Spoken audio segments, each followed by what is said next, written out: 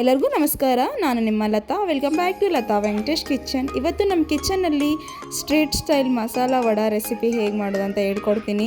Taste ಅಂತೂ ತುಂಬ ಚೆನ್ನಾಗಿರುತ್ತೆ, ಕ್ರಿಸ್ಪಿಯಾಗಿ ತುಂಬ ಚೆನ್ನಾಗಿರುತ್ತೆ. ರೈಸ್, ಅನ್ನ ಪಪ್ಪು ಜೊತೆ ಎಲ್ಲದಕ್ಕೂ ತುಂಬ ಕಾಂಬಿನೇಷನ್ ಆಗಿ ತುಂಬ ಚೆನ್ನಾಗಿರುತ್ತೆ.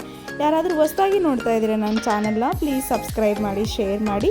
ಹಾಗಾದರೆ ಹೇಗೆ ಮಾಡೋದು ಅಂತ ನೋಡೋಣ ಬನ್ನಿ. ಇಲ್ಲಿ ಮಸಾಲ ವಡೆ ಮಾಡೋದಕ್ಕೆ 1 ಕಪ್ ಆಗೋಷ್ಟು ಕಡಲೆಬೇಳೆ ತೊಗೊಂಡಿದ್ದೀನಿ ನಾನು.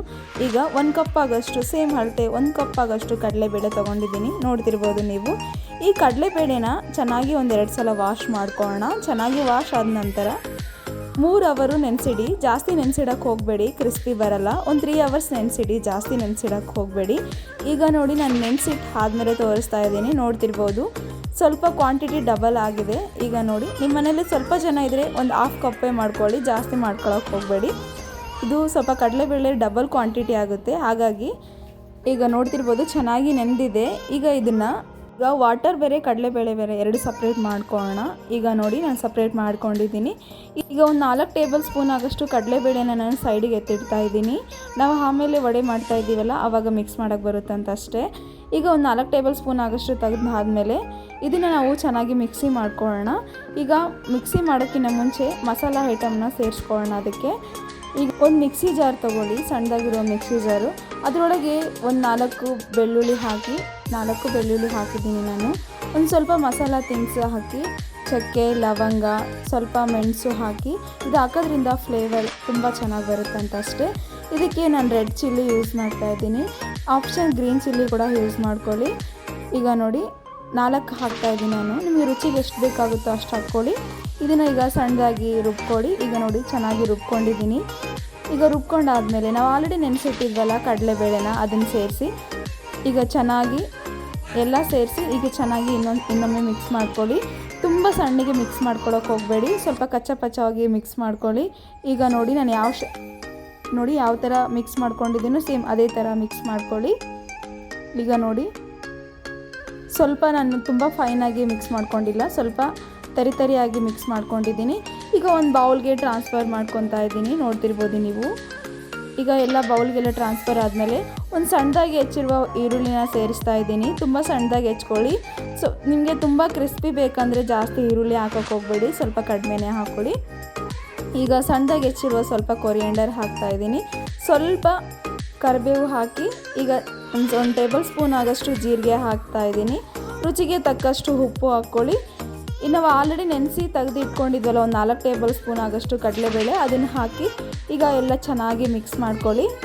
ಈಗ ನೋಡಿ, ನಾನು ಚೆನ್ನಾಗಿ ಮಿಕ್ಸ್ ಮಾಡ್ಕೊತಾ ಇದ್ದೀನಿ, ನೋಡ್ತಿರ್ಬೋದು. ಇದಕ್ಕೆ ಒಂದು ಸ್ವಲ್ಪ ಬೇಕಿಂಗ್ ಸೋಡಾ ಹಾಕ್ಕೊಳ್ಳಿ. ನಾನು ಆಲ್ರೆಡಿ ಹಾಕೋದು ಮರ್ತೋಗ್ಬಿಟ್ಟಿದ್ದೀನಿ, ಹಾಗಾಗಿ ಈಗ ಹಾಕ್ತಾಯಿದ್ದೀನಿ. ಈಗ ಹಾಕಿದಾದ್ಮೇಲೆ ಇನ್ನೊಂದು ಸಲ ಚೆನ್ನಾಗಿ ಮಿಕ್ಸ್ ಮಾಡ್ಕೊಳ್ಳಿ. ಈಗ ನೋಡಿ, ಚೆನ್ನಾಗಿ ಮಿಕ್ಸ್ ಆಗಿದೆ. ಈಗ ಇದನ್ನು ನಾವು ಫ್ರೈ ಮಾಡ್ಕೊಳ್ಳೋಣ. ಕೈಗೆ ಒಂದು ಸ್ವಲ್ಪ ಆಯಿಲ್ ಹಚ್ಕೊಳ್ಳಿ. ನಾನು ಆಯಿಲ್ ಹಚ್ಕೊಂಡಿದ್ದೀನಿ. ಒಂದು ಸ್ಮಾಲ್ ಬಾಯ್ಲ್ ಸೈಜ್ ಅಷ್ಟು ತೊಗೊಳ್ಳಿ. ಈಗ ನೋಡ್ತಿರ್ಬೋದು ನೀವು, ಸ್ವಲ್ಪ ರೌಂಡ್ ಮಾಡಿಕೊಂಡು ಅದಾದಮೇಲೆ ಸೇಮ್ ನಾವು ಕಟ್ಲೆಟ್ ಯಾವ ಥರ ಮಾಡ್ತೀವಿ ಸೇಮ್ ಅದೇ ಶೇಪಲ್ಲಿ ಚೆನ್ನಾಗಿ ಮಾಡ್ಕೊಳ್ಳಿ.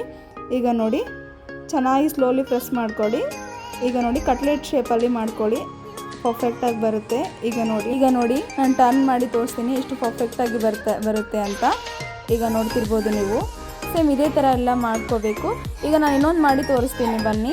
ಒಂದು ಸ್ವಲ್ಪ ಕೈಗೆ ಆಯಿಲ್ ಅಪ್ಲೈ ಮಾಡ್ಕೊಳ್ಳಿ. ಒಂದು ಸ್ವಲ್ಪ ಸ್ಮಾಲ್ ಬಾಲ್ ಸೈಜ್ ಆಗೋಷ್ಟು ಹಿಟ್ಟು ತೊಗೊಂಡು ಸೇಮ್ ನಾವು ಕಟ್ಲೆಟ್ ಶೇಪ್ ಯಾವ ಥರ ಮಾಡ್ತೀವೋ ಅದೇ ಥರ ಚೆನ್ನಾಗಿ ಮಾಡ್ಕೊಳ್ಳಿ.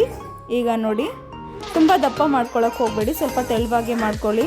ತುಂಬ ದಪ್ಪ ಆಗಿಬಿಟ್ರೆ ಸ್ವಲ್ಪ ತುಂಬ ಕ್ರಿಸ್ಪಿ ಅನಿಸ್ಬಿಡುತ್ತೆ, ವಡೆ ಅನ್ನೋ ಥರ ಫೀಲ್ ಆಗೋಲ್ಲ. ಹಾಗಾಗಿ ಈಗ ನೋಡ್ಕೊಳ್ಳಿ ಎಷ್ಟು ಪರ್ಫೆಕ್ಟಾಗಿ ಕಾಣ್ತಾ ಇದೆ ಅಲ್ವಾ.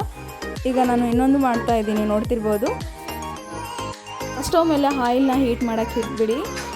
ಐ ಫ್ಲೇಮಲ್ಲಿ ಆಯಿಲ್ನ ಹೀಟ್ ಮಾಡೋಕ್ಕೆ ಹೋಗಬೇಡಿ, ಲೋ ಫ್ಲೇಮಲ್ಲಿ ಆಯಿಲ್ನ ಹೀಟ್ ಮಾಡ್ಕೊಳ್ಳಿ. ಇನ್ ಕೇಸ್ ನಾವು ಐ ಫ್ಲೇಮಲ್ಲಿ ಹೀಟ್ ಮಾಡಿದ್ರೆ ಬೇಗ ಹೊತ್ತೋಗ್ಬಿಡುತ್ತೆ. ಹಾಗಾಗಿ ಈಗ ನೋಡಿ, ನಾನು ಆಯಿಲ್ ಹೀಟ್ ಆಗಿದೆ, ನಾನೀಗ ಸೇರಿಸ್ತಾ ಇದ್ದೀನಿ. ಒಂದೊಂದನ್ನೇ ಸೇರಿಸ್ಕೊಳ್ಳಿ. ಈಗ ನೋಡಿ, ಐ ಫ್ಲೇಮಲ್ಲಿ ಫ್ರೈ ಮಾಡ್ಕೊಳ್ಳಿ, ಲೋ ಫ್ಲೇಮಲ್ಲಿ ಫ್ರೈ ಮಾಡೋಕ್ಕೆ ಹೋಗಬೇಡಿ. ನಾವು ಇದು ಹಾಕಿರ್ತೀವಲ್ಲ, ಆಯಿಲ್ ಸ್ವಲ್ಪ ತಣ್ಣಗಾಗ್ಬಿಡುತ್ತೆ. ಹಾಗಾಗಿ ಸ್ವಲ್ಪ ಐ ಫ್ಲೇಮಲ್ಲಿ ಹೀಟ್ ಮಾಡಿದ್ರೆ ಬೇಗ ಕ್ರಿಸ್ಪಿ ಅನಿಸುತ್ತೆ. ಈಗ ನೋಡಿ, ಎಲ್ಲ ಸೇರಿಸಿದ್ದೀನಿ. ಈಗ ಟರ್ನ್ ಮಾಡ್ತಾ ಹೋಗಿ ನೋಡಿ, ಕಲರ್ ಚೇಂಜ್ ಮಾಡಿದಾಗೆ ಸ್ವಲ್ಪ ಟರ್ನ್ ಮಾಡ್ತಾ ಹೋಗಿ. ಈಗ ನೋಡಿ, ಕಲರ್ ಚೇಂಜ್ ಆಗ್ತಾ ಇದೆ, ಎಷ್ಟು ಪರ್ಫೆಕ್ಟಾಗಿ ಕಲರ್ ಚೇಂಜ್ ಆಗ್ತಾ ಇದೆ ಅಲ್ವಾ. ಈಗ ನೋಡಿ, ಆಯಿಲ್ ಕೂಡ ತುಂಬ ಹೀರ್ಕೊಳ್ಳೋದಿಲ್ಲ, ಸ್ವಲ್ಪನೇ ಹೀರ್ಕೊಳ್ಳುತ್ತೆ. ಈಗ ನೋಡ್ತಿರ್ಬೋದು ನೀವು. ಒಂದು 2ರಿಂದ 3 ನಿಮಿಷ ಆಗೋಷ್ಟು ಚೆನ್ನಾಗಿ ಫ್ರೈ ಮಾಡ್ಕೊಳ್ಳಿ. ಹೈ ಫ್ಲೇಮಲ್ಲಲ್ವಾ, ಹಾಗಾಗಿ 2ರಿಂದ 3 ನಿಮಿಷ ಪರ್ಫೆಕ್ಟಾಗಿ ಟೈಮ್ ಸರಿ ಹೋಗುತ್ತೆ. ಈಗ ನೋಡಿ ಕಲರ್ ಚೇಂಜ್ ಆಗ್ತಾ ಇದೆ, ಎಷ್ಟು ಪರ್ಫೆಕ್ಟಾಗಿ ರೆಡಿಯಾಗಿದೆ. ನೀವು ಒಂದು ಸಲ ನಿಮ್ಮ ಮನೇಲಿ ಟ್ರೈ ಮಾಡಿ, ಹೇಗಿದೆ ಅಂತ ನನಗೆ ಕಮೆಂಟ್ ಬಾಕ್ಸಲ್ಲಿ ತಿಳಿಸ್ಕೊಡಿ. ಪ್ಲೀಸ್ ಲತಾ ವೆಂಕಟೇಶ್ ಯೂಟ್ಯೂಬ್ ಚಾನಲ್ಗೆ ಸಬ್ಸ್ಕ್ರೈಬ್ ಮಾಡಿ, ಶೇರ್ ಮಾಡಿ. Thank you so much. ನೋಡಿ ಎಷ್ಟು ಪರ್ಫೆಕ್ಟಾಗಿ ಎಷ್ಟು ಚೆನ್ನಾಗಿ ಕಾಣ್ತಾ ಇದೆ ಅಲ್ವಾ. Thank you so much for watching. Please like and share and subscribe my YouTube channel.